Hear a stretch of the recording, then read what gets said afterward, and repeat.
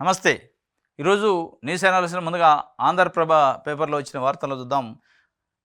నిన్న ఢిల్లీలో బీసీ సంఘాల ఆధ్వర్యంలో బీసీ బిల్లుకి తెలంగాణ ప్రభుత్వం ఆమోదం తెలిపింది. రిజర్వేషన్ 42% స్థానిక సంస్థల ఎన్నికల్లో ఇయ్యటానికి.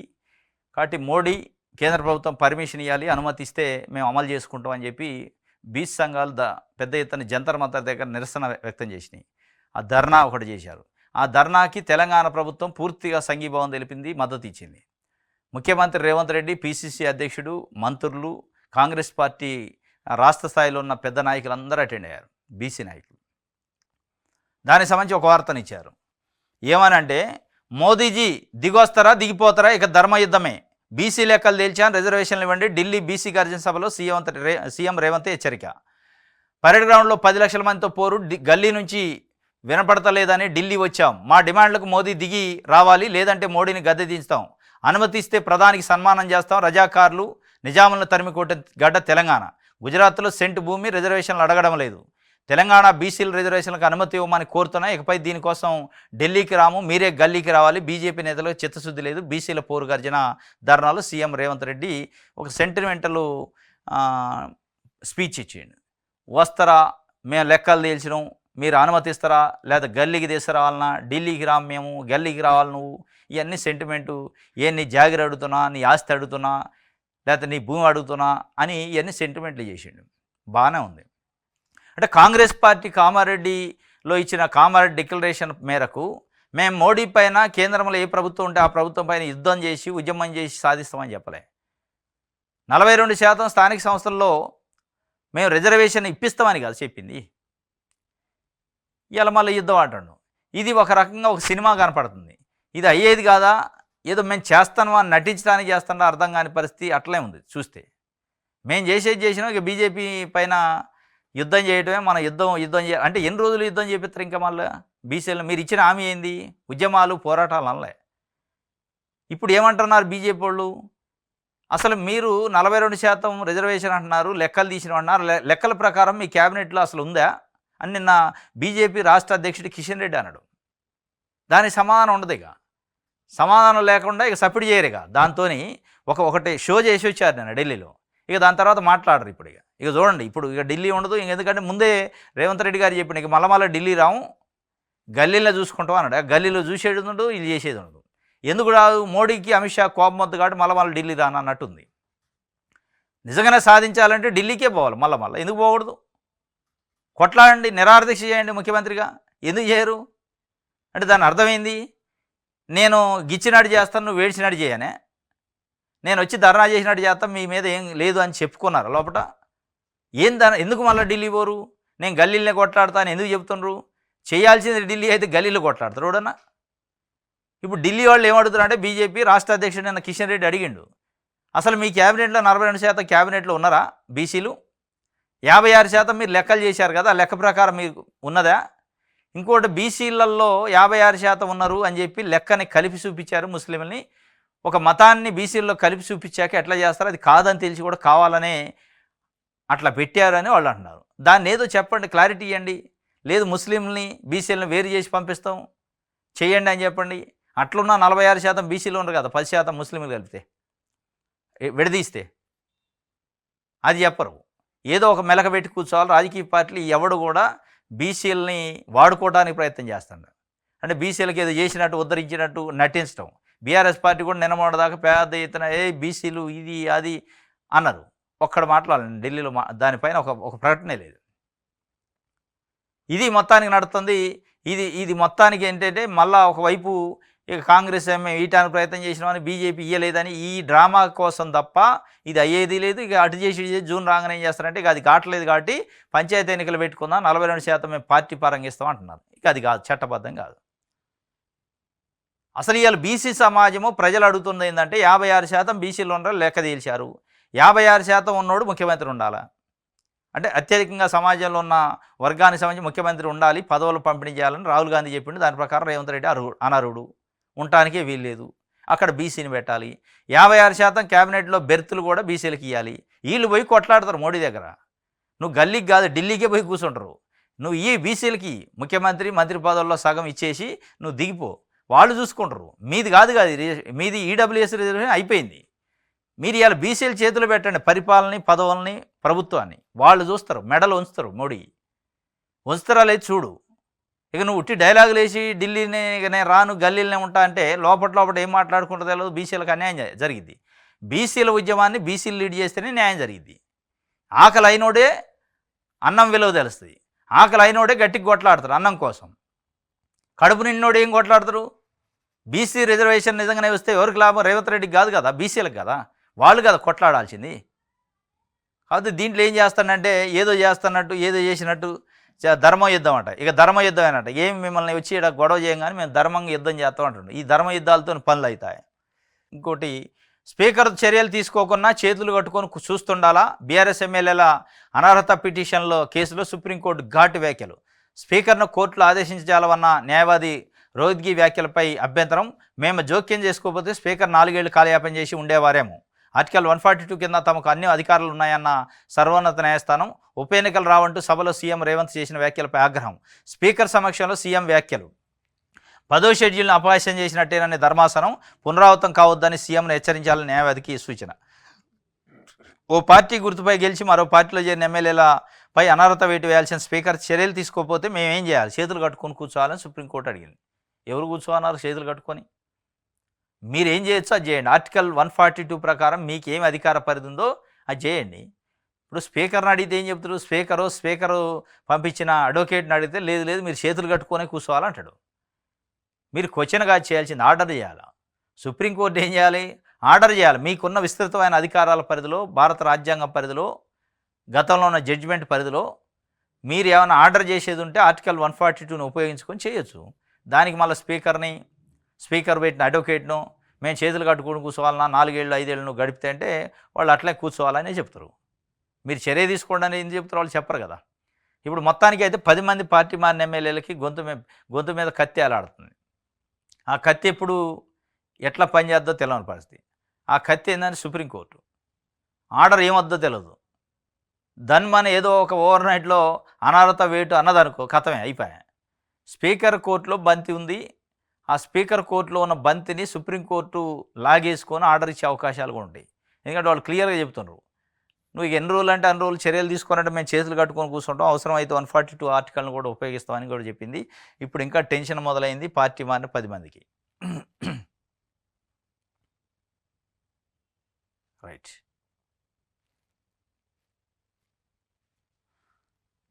వెలుగు చూద్దాం.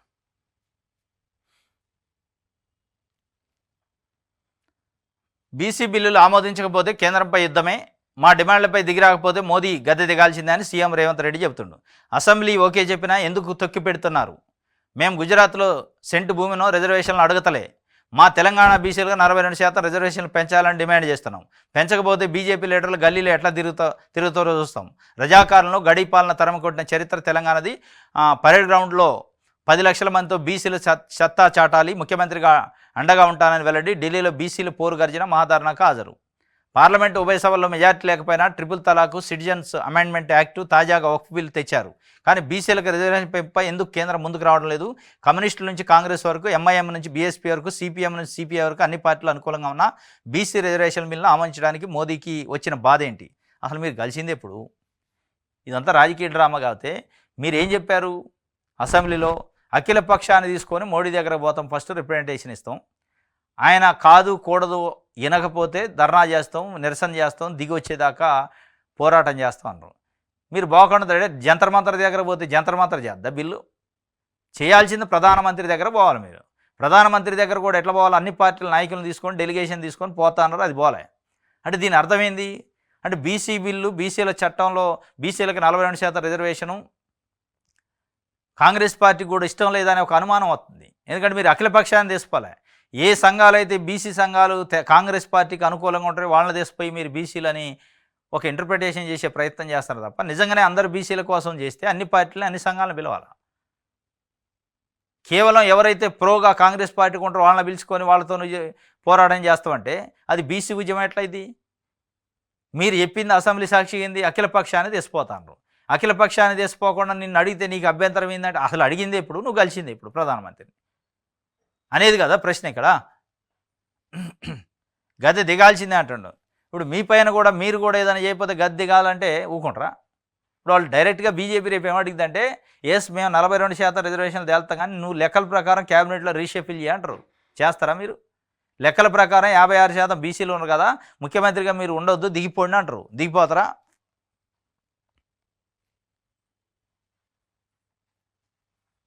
ఎల్ఆర్ఎస్ గడువు మరో నెల పొడిగింపట. ఈ నెల 30 వరకు పెంచుతూ రాష్ట్ర ప్రభుత్వ ఉత్తర్వులు. 20 లక్షల అప్లికేషన్లు, ఇప్పటివరకు 4,58,000 దరఖాస్తులకి ఫీజు వసూలు. ప్రభుత్వానికి 14 కోట్ల పైగా ఆదాయం వచ్చిందట. ఎల్ఆర్ఎస్ గడువు మళ్ళీ పెరిగింది ఏప్రిల్ 30 దాకా. అది పెరుగుతూనే ఉంటుంది. మళ్ళీ మే 30 కూడా పెరిగినా ఒక ఎందుకంటే వాళ్ళు 10,000 కోట్లు టార్గెట్ పెట్టుకున్నారు, కానీ 1,500 కోట్లే వచ్చింది. అది వచ్చిందాక రీచ్ అయిందాక పోతూనే ఉంటుంది. అది ఇదేదో జనాలను ఉద్ధరించడానికి పెట్టింది కాదు కదా, పెట్టింది డబ్బుల కోసం పెట్టారు. ఇది వెలుగుకు సంబంధించి. ఆంధ్రజ్యోతి చూద్దాం.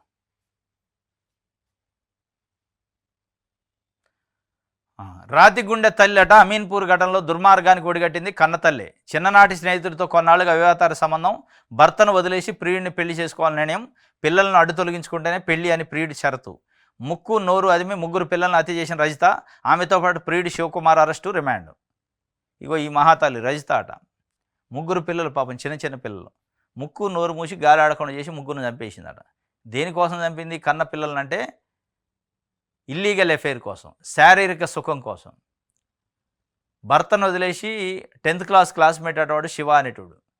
ఈ మధ్యకాలంలో ఆయన గెట్ టుగెదర్ జరిగిందట. ఆ గెట్ టుగెదర్లో కలిశారట లాస్ట్ ఇయర్ ఏమో. ఆ కలిసినప్పుడు ఫోన్ నెంబర్లు షేర్ చేసుకున్నారట. షేర్ చేసుకున్న కానీ చాటింగ్ కానించి ఫోన్ మాట్లాడటం, ఫోన్ కానించి వీడియో కాల్ చాటింగ్లు ఇవన్నీ పోయి ముదిరి పాకాన పడి అక్రమ సంబంధం కాడిపోయింది. ఇక అక్రమ సంబంధానికి రుచి మరిగిన ఆమె ఏం చేసింది? ఇక వీనితో ఉండొద్దు, నన్ను పెళ్లి చేసుకొని నన్ను తీసిపో అంటే, పిల్లలు భర్త నాకు ఎడ తీసిపోతా అంటే వాళ్ళని తొలగిస్తే అవసరమైతే తీసేస్తా అని చెప్పిందట. తీసేస్తే తీసిపోతానంట. వాడు తీసపోవడం కోసం పిల్లల్ని చంపేసి ఒక నాటకం ఆడింది. ఏదో కలిస్తే ఆహారం తిన్నట్టు ఏదో చేసినట్టు పిల్లలకి చంపేసిన తర్వాత మధ్యరాత్రి ఒక డ్రామా ఆడిందట. పెద్దగా ఏడ్చిందట. కడుపులో నొప్పి లేస్తుంది, తీవ్రమైన స్టమక్ పెయిన్ వస్తుందంటే చుట్టుపక్కల వాళ్ళు వచ్చి భర్తకి మెసేజ్ చేసి, భర్త ఆయన డ్యూటీలో ఉండట, వచ్చి అందరు కలిసి హాస్పిటల్ తీసిపోయే సందర్భంలో పిల్లలు కూడా చనిపోయారని తెలిసింది. ఏదో తిన్నాం మేము, తిన్న తర్వాత ఇటు జరిగింది, నాకేం కడుపు నొప్పి వచ్చింది, పిల్లలు చనిపోయారని ఒక డ్రామా క్రియేట్ చేస్తే ఆ డ్రామా కాస్త బెడిసి కొట్టి బయటపడ్డది.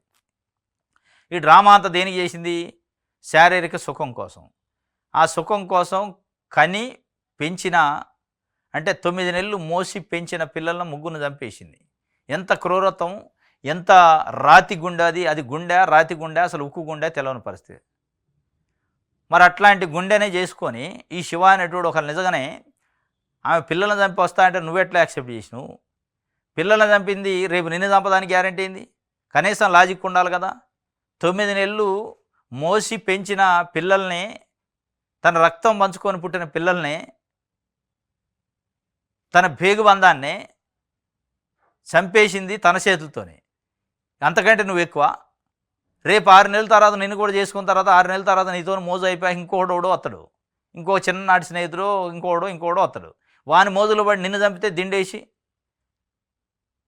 ముఖం మీద దిండి పెట్టి నిన్ను కూడా చంపిద్ది కదా ఏదో ఒక రాత్రి. అది ఊహించలేకపోయినావా? ఇంత రాతి గుండె, ఇంత మానవత్వం లేనిది, ఇంత కిరాతకమైంది, ఇంత క్రూరత్వమైంది. అరే శారీరక సుఖం కోసం ఎవరినైనా పిల్లల్ని చంపడానికి పోయినాక ఇక పిల్లల కంటే భూమి మీద ఆమెకు ఎక్కువ ఎవరు లేరు కదా. వాళ్ళనే చంపిన తర్వాత ఇక ఎవడు లెక్కే ఉంది. కాబట్టి ఆ లాజిక్ మర్చిపోవద్దు. ఇట్లాంటి అక్రమ సంబంధాల విషయంలో ఇంకొక మనిషిని చంపి నీ కాడికి వస్తుందంటే నిన్ను కూడా చంపి ఇంకొకటి కాడికి పోద్ది. అంతే, లాజిక్ ఏం లేదు అందులో. ఇంకో మనిషి కూడా ఎవరు? కన్న పిల్లలు. తండ్రి చంపడం వేరు, తల్లి కన్న పిల్లల్ని చంపడం అంటే అంతకంటే దుర్మార్గం, అంతకంటే పాపం, అంతకంటే అమానవీయం ఇంకోటి ఉండదు. ఇక అదే చేయగలిగిన రజిత రేపు శివాన్ని చంపదానే ఉంది, ఇంకొకటి చంపదానే ఉంది. అటు జైలు పాలైనా అది బయటకు వచ్చాక ఏమి బీభత్సాలు చేద్దో. అది మనిషి కాదు, అది మానవ రూపంలో ఉన్న మృగం.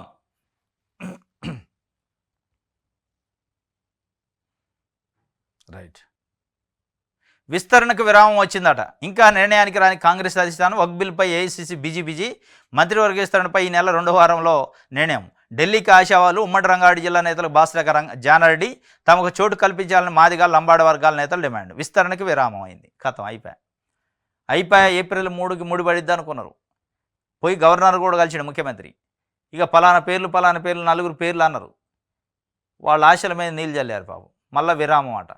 ఈ విస్తరణకి విరామాలు ఎన్నిసార్లు వస్తాయి, అసలు అది జరిగిద్దా జరగదా కానీ మొత్తం ఒక మిస్టరీ లెక్క ఉంది. ఒక పెద్ద సినిమా తీయొచ్చు దీని మీద. విస్తరణ అంతే ఉంది, 6 గ్యారెంటీలు అంతే ఉన్నాయి, రైతు రుణమాఫీ అంతే ఉంది, రైతు భరోసా కథ అంతే ఉంది.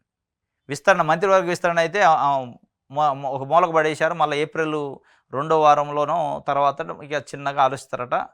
ఎందుకంటే జానారెడ్డి ఒక లెటర్ రాసిండట అధిష్టానానికి. రంగారెడ్డి జిల్లాలో ఉన్న సీనియర్ నాయకులు రెడ్డి సామాజిక వర్గానికి సంబంధించిన 2 ఉన్నారు, వాళ్ళకి ఏదో ఒకటి అకామిడేట్ చేయాలి తప్పనిసరిగా, పార్టీ అధికారం లేనప్పుడు పార్టీని భుజాన వేసుకుంటారని.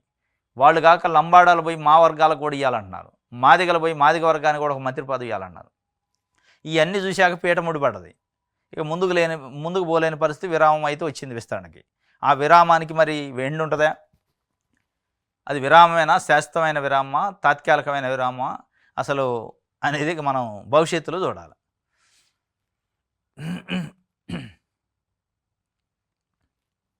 రైట్, మన తెలంగాణ చూద్దాం. దిగిరా లేదా దిగిపో అంటాడు రేవంత్ రెడ్డి పోయి. ఒక్క ధర్నాకే దిగిపోతాడు ఆయన. కొన్ని వేల మంది రైతులు వచ్చి పంజాబ్, హర్యానా నుంచి ఢిల్లీ సరిహద్దుల్లో నెలల పాటు ధర్నాలు చేసి నిరసనలు చేసి అక్కడనే వండుకొని అక్కడనే తిని అక్కడే పడుకుంటే 700 మంది అనేక రూపాల్లో లాఠీ చార్జీలు, కాల్పులు, లేకపోతే గుండె పోట్లు చనిపోతే, అంతమంది చనిపోతేనే ఆయన దిగిపోవాలి. నువ్వు చెబితే దిగిపోతాడు. అందులో నీ దిగిపోవడంలో ఎంత నిజాయితీ ఉందనేది ఇక భవిష్యత్తు చెప్పాలి. నువ్వు చెప్పగానే చెప్పిన ఒక ధర్నాకే ఇక నేను ఢిల్లీ రాను, గల్లీలనే కొట్లాడతా, ఇక మీ జోలు రానని చెప్పినట్ట, లేదా ఏం చెప్పినట్టు దాని మెసేజ్ అర్థం కావట్లే.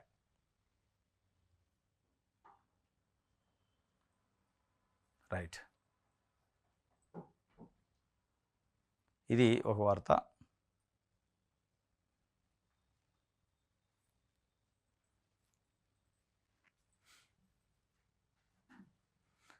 ఈనాడు చూద్దాం. స్పీకర్ నిర్ణయం తీసుకున్నప్పుడు కోర్టులు స్పందించకూడదా? ప్రజాస్వామ్యం నగ్న నృత్యాన్ని చూస్తూ ఊరుకోవాలా అని కోర్టు అడిగింది. రాజ్యాంగ పరిరక్షణలో కోర్టుల అధికారాలను కోల్పోయినట్టు కాదా? ఎమ్మెల్యేల అనర్హత పిటిషన్ కేసులో సుప్రీంకోర్టు వ్యాఖ్యలు తదుపరి విచారణ నేటికి వాయిదా. ఈరోజు ఉందట. ఉప ఎన్నిక రావని సీఎం అనడం 10వ షెడ్యూల్ను అపహాస్యం చేయడమని, ఇలాంటి పునరావృతం చేయొద్దని ఆయనకి చెప్పండి. వాస్తవం ముఖ్యమంత్రి రేవంత్ రెడ్డి గారు అసెంబ్లీ సాక్షిగా నిండు అసెంబ్లీలో చెప్పిండు, సుప్రీంకోర్టులో కేసు ఉంది, పైన స్పీకర్ ఉండు, స్పీకర్ దగ్గర ఫైల్ ఉంది, డెసిషన్ తీసుకోవాల్సిన స్పీకర్ ముందే ఉప ఎన్నికలు రావు అని నువ్వు డిసైడ్ చేసిన తర్వాత మీ ఉద్దేశం ఏంది? మీరేదో బయట ప్రెస్ మీట్లో చెప్పలే, ఆన్ హౌస్ చెప్పారు. దానిపైన సుప్రీంకోర్టు కీలక వ్యాఖ్యలు. ముఖ్యమంత్రి హోదాలో ఉండి స్పీకర్ గారి ముందే ఎట్లా ఉప ఎన్నికలు రావని చెబుతాడు, జడ్జిమెంట్ ఇస్తాడు. ఇక మేమెందుకు, కోర్టులు ఎందుకు, స్పీకర్ ఎందుకు అని చెప్పి చాలా ఘాటైన వ్యాఖ్యలు చేసి మళ్ళీ పునరావృతం కావద్దని కూడా చెప్పింది. స్పీకర్ నిర్ణయం తీసుకున్నప్పుడు కోర్టులు స్పందించకూడదా అని కూడా అడిగింది. స్పందించకూడదని ఎవరు చెప్పారు? స్పందించాలా. మరి ఈరోజు ఏం స్పందిస్తారో చూడాలి. ఇగో మీ మంత్రివర్గంలో 46% బీసీలు ఉన్నారా? 42% రిజర్వేషన్ల అమలు నుంచి తప్పించుకోవడానికే ధర్నా. సీఎం రేవంత్ రెడ్డిపై కేంద్ర మంత్రి కిషన్ రెడ్డి ధ్యేయం. బీసీలకు 42% రిజర్వేషన్పై అసెంబ్లీలో చేసిన బిల్లు అమలు నుంచి తప్పించుకోవడానికే ముఖ్యమంత్రి రేవంత్ రెడ్డి బీసీ సంఘాల ముసుగులో ఢిల్లీ జంతర్ మంతర్లో ధర్నాకు దిగారని కేంద్ర మంత్రి భాజపా రాష్ట్ర అధ్యక్షుడు కిషన్ రెడ్డి ధ్వజమెత్తారు. బీసీలకు రిజర్వేషన్ పెంచడంలో రేవంత్ రెడ్డికి చిత్తశుద్ధి లేదని తాము ముందు నుంచి చెబుతున్నది ఇప్పుడు మరోసారి నిరూపితమైందన్నారు. ఈ మేరకు ఆయన బుధవారం ఒక ప్రకటన విడుదల చేశారు. బీసీ రిజర్వేషన్లు 42% పెంచుతామని రేవంత్ రెడ్డి హామీ ఇచ్చి ఇప్పుడు ఆ బాధ్యతను కేంద్రంపై ఎలా నెడతారు? రిజర్వేషన్లు మీ పరిధిలో లేకపోతే హామీ ఎలా ఇచ్చారు? రేవంత్ రెడ్డి అసలైన బీసీ ద్రోహి. కాంగ్రెస్ నాయకుడు రాహుల్ గాంధీ ఇప్పుడు రేవంత్ వెనకుండి ఈ డ్రామాలు ఆడిస్తున్నారు. ఒక బీసీ వ్యక్తి ప్రధాని అయితే జీర్ణించుకోలేక మోదీని రాహుల్ గాంధీ తోలనాడిన విషయాన్ని బీసీలు ఇంకా మర్చిపోలేదు. కాంగ్రెస్ ప్రభుత్వం చేపట్టిన సమగ్ర సర్వేలో బీసీల జనాభా 46% అని చెప్తున్నారు, కానీ మంత్రివర్గంలో 46% బీసీలు ఉన్నారా? ఇది బీజేపీ నుంచి వచ్చే ప్రశ్న ఇదే ఉంటుంది. ఇప్పుడు సమాధానం లేదు కాంగ్రెస్ దగ్గర.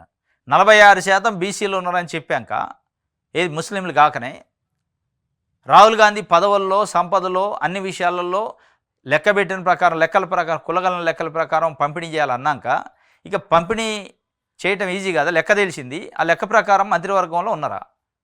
ఉంటే కదా మమ్మల్ని అడగడానికి మీరు. లేదా కేంద్రంతో అమలు చేపిస్తామని చెప్పారా, మీరు ఇస్తామని చెప్పారా? హామీ ఇచ్చిన రోజు మమ్మల్ని సంప్రదించలేదు, కేంద్రంతో మేము చేస్తామని చెప్పలేదు, మేమే ఇస్తామని చెప్తారు. అటు ఇది మోసం, ఒక రకంగా బీసీలకు రిజర్వేషన్లు ఇవ్వటం ఇష్టం లేక మోసం చేస్తాడు బీసీల ముసుగులో.